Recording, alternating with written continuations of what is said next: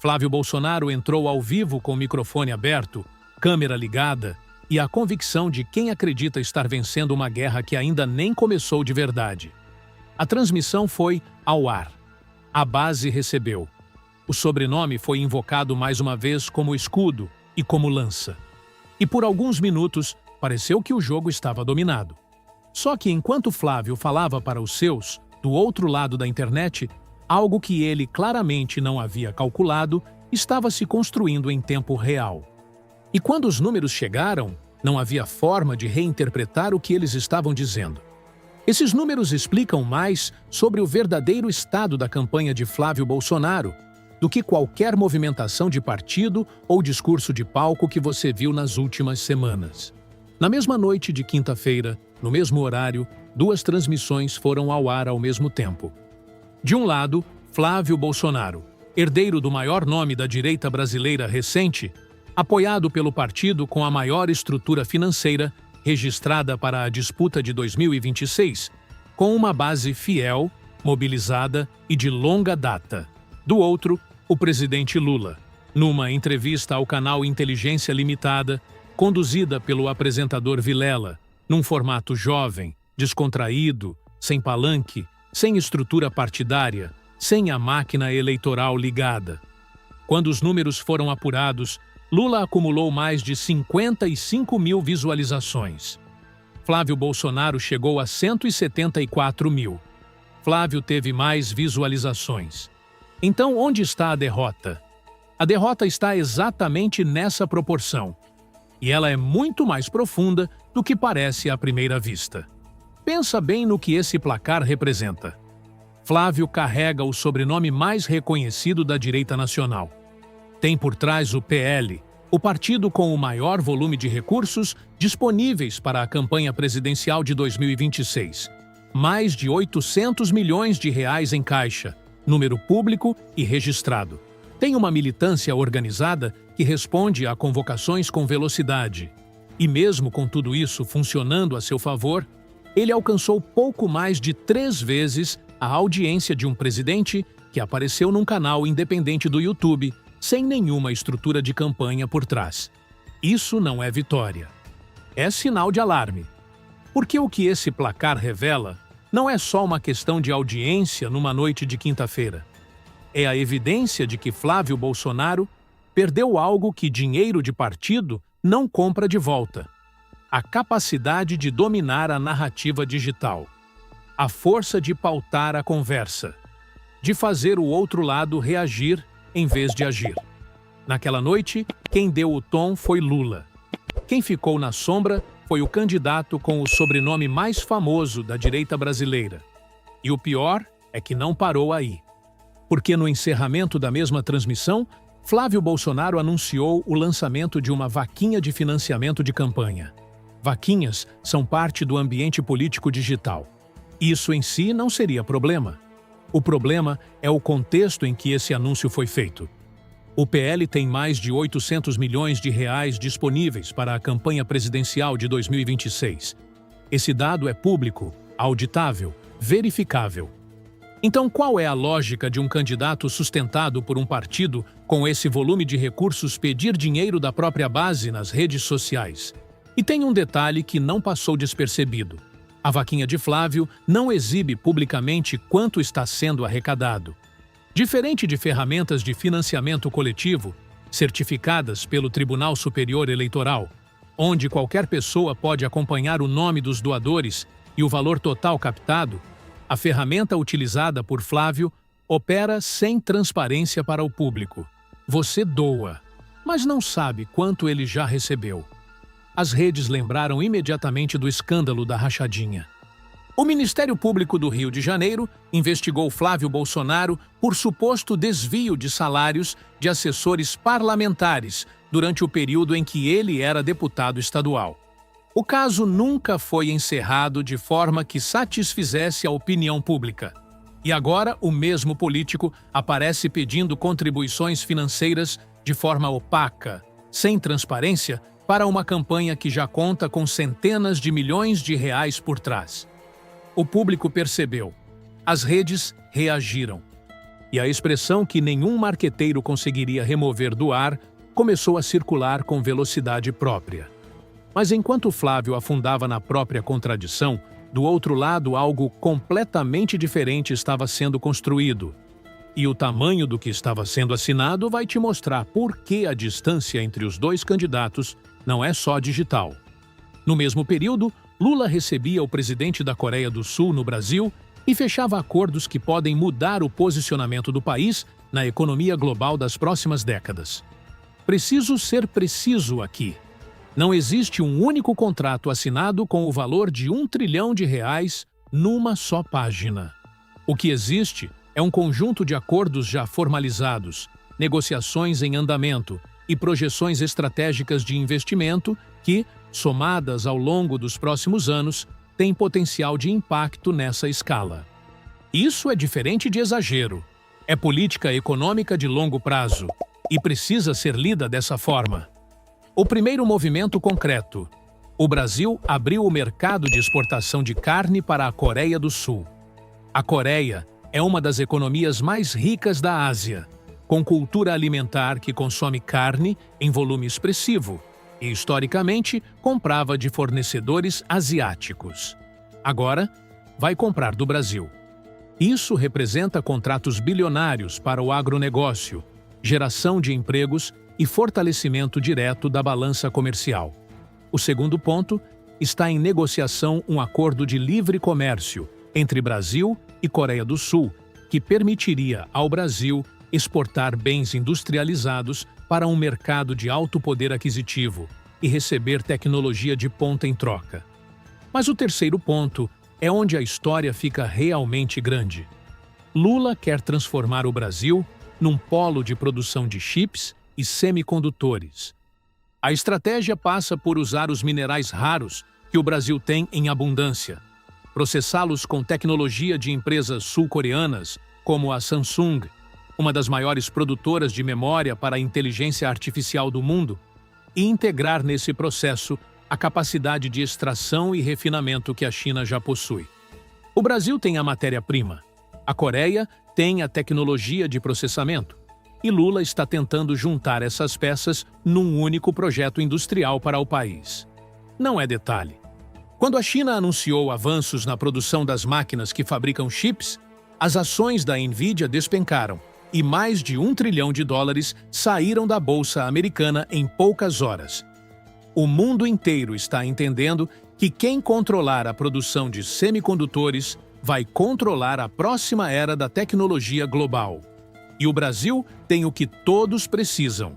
Esse é o tamanho da diferença entre o que os dois candidatos estavam fazendo naquela semana. Um estava explicando uma vaquinha sem transparência. O outro estava posicionando o país numa disputa geopolítica que vai definir as próximas décadas. Mas tem um episódio que aconteceu logo depois, pequeno na aparência, revelador no que diz sobre o estado da campanha de Flávio, que fecha esse retrato melhor do que qualquer análise de pesquisa eleitoral. Enquanto Lula e o presidente da Coreia do Sul posavam para fotos, Flávio Bolsonaro fez algo que as redes não esqueceram. Ele compartilhou nas próprias redes sociais um post do presidente da Coreia do Sul ao lado de Lula. Depois, apagou. Mas o print já estava feito. As redes já tinham visto, e esse gesto, aparentemente um deslize, aparentemente um erro de momento, diz mais sobre o estado emocional da campanha de Flávio do que qualquer declaração oficial poderia dizer. Pensa no que isso representa. O candidato que construiu a campanha inteira sobre a rejeição a Lula, que passa os dias atacando o presidente, que usa o antipetismo como principal combustível eleitoral, foi lá, num momento de descuido ou de admiração mal disfarçada, e compartilhou o conteúdo do adversário. Flávio afirma que gerencia pessoalmente suas redes sociais, que não há assessores com acesso às contas. Se isso for verdade, então foi o próprio Flávio Bolsonaro que foi ao perfil do presidente sul-coreano, encontrou a foto com Lula e julgou aquilo relevante o suficiente para compartilhar. No vocabulário político, isso tem nome: é dar ibope ao adversário sem que ele precise fazer nada. É reconhecimento involuntário. É o tipo de gesto que, numa campanha saudável, simplesmente não acontece. As pesquisas estaduais recentes contam uma história que parte da direita está tentando ignorar. Lula aparece em crescimento nos estados onde levantamentos foram realizados nos últimos meses. Flávio Bolsonaro aparece em queda. E por dentro do próprio campo conservador, uma pergunta que ninguém queria fazer em voz alta passou a circular com força crescente. E se Flávio não for o candidato certo? Nomes como Ronaldo Caiado e Romeu Zema começaram a aparecer em simulações de segundo turno com números que se aproximam e, em alguns casos, superam os de Flávio. Analistas do próprio campo conservador passaram a questionar o valor real do sobrenome Bolsonaro nessa disputa.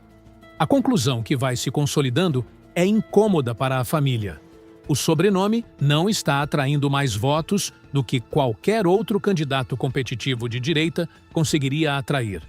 Mas está gerando um nível de rejeição que os outros não carregam. É o pior dos mundos eleitorais. O nome que deveria ser trunfo virou peso. E as investigações seguem.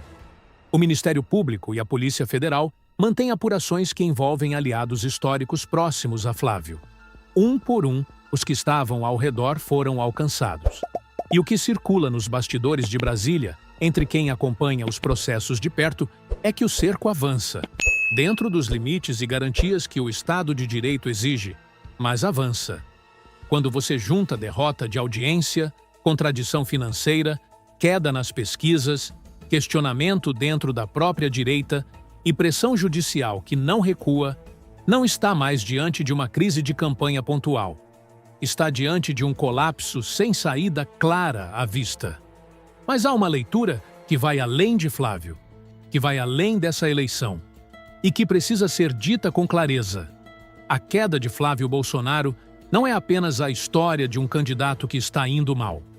É o retrato do esgotamento de um modelo político inteiro, construído sobre sobrenome, sustentado pelo eco do pai, sem proposta própria, sem carisma original, sem discurso que se sustente quando o nome por si só não basta mais. E enquanto esse modelo vai perdendo força, do outro lado está sendo construído algo que esse modelo nunca foi capaz de oferecer. Um projeto de país com visão de longo prazo, inserção geopolítica real e a capacidade de colocar o Brasil numa posição que governos de curto prazo não alcançam. O tipo de movimento que só aparece nos livros de história anos depois, quando todo mundo finalmente entende o que estava sendo plantado enquanto o debate eleitoral olhava para outro lado. O público que acompanhou a entrevista de Lula no Inteligência Limitada não viu um presidente falando de palanque. Viu um homem falando de legado, de projeto, de onde o país pode estar daqui a uma geração. E essa diferença ficou registrada nos números daquela quinta-feira. 55 mil pessoas viram uma direção. 174 mil viram um nome tentando se sustentar por si mesmo. O que aconteceu nessa semana não foi um episódio isolado. Foi um resumo do estado atual da disputa. De um lado, um candidato que perdeu a narrativa digital se contradiz com a própria vaquinha, cai nas pesquisas, é questionado pelos próprios aliados e, num momento de distração, compartilha o conteúdo do adversário antes de apagar às pressas.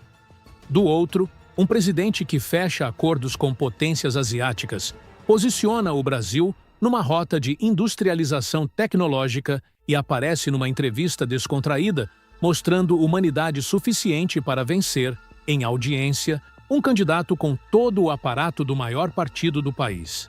A queda de Flávio Bolsonaro pode ainda não ter chegado ao fundo. As próximas semanas vão revelar se a direita consegue se reorganizar em torno de outro nome antes que a janela se feche, ou se Flávio segura a candidatura e carrega o campo conservador para uma derrota que já está desenhada nos números. Mas uma pergunta fica no ar, depois de tudo isso. Se o sobrenome Bolsonaro já não garante nem audiência digital, já não lidera pesquisas estaduais e já virou motivo de constrangimento dentro da própria direita? o que exatamente essa candidatura ainda tem a oferecer. Antes de terminar este vídeo, eu quero fazer um convite muito especial para vocês. Se você acompanha este canal há bastante tempo, sabe que eu sempre procurei trazer análises responsáveis, contexto e informação para que vocês pudessem entender melhor os acontecimentos do Brasil. E é justamente pensando em melhorar cada vez mais esse trabalho que eu decidi dar um novo passo. Eu acabei de criar um novo canal no YouTube chamado A Voz Progressista. Esse novo canal nasce com um objetivo muito claro: trazer análises ainda mais completas, vídeos publicados com mais frequência e uma cobertura totalmente dedicada aos principais acontecimentos da política brasileira. Isso não significa que este canal será abandonado. Muito pelo contrário. É apenas o começo de uma nova etapa. Infelizmente, o YouTube não permite que eu compartilhe o link diretamente aqui. Então, eu queria pedir uma ajuda muito simples. Não precisa clicar em nada agora. Abre a barra de pesquisa do seu YouTube aí no celular ou computador e digita exatamente o nome: A Voz Progressista. Repito, A Voz Progressista. Quando encontrar o canal, inscreva-se e assista ao primeiro vídeo que já está publicado. E também já tem alguns vídeos novos publicados lá. Se você gosta do conteúdo que produzimos aqui, eu tenho certeza de que vai gostar ainda mais do que estamos construindo por lá. E, quando chegar ao novo canal, deixe um comentário dizendo qual é o seu nome e de qual cidade você está assistindo. Eu vou fazer questão de ler cada mensagem. Muito obrigado por todo o apoio de vocês ao longo dessa jornada. Espero encontrar cada um de vocês no canal A Voz Progressista para continuarmos construindo essa comunidade e levando esse trabalho ainda mais longe. Eu te espero lá.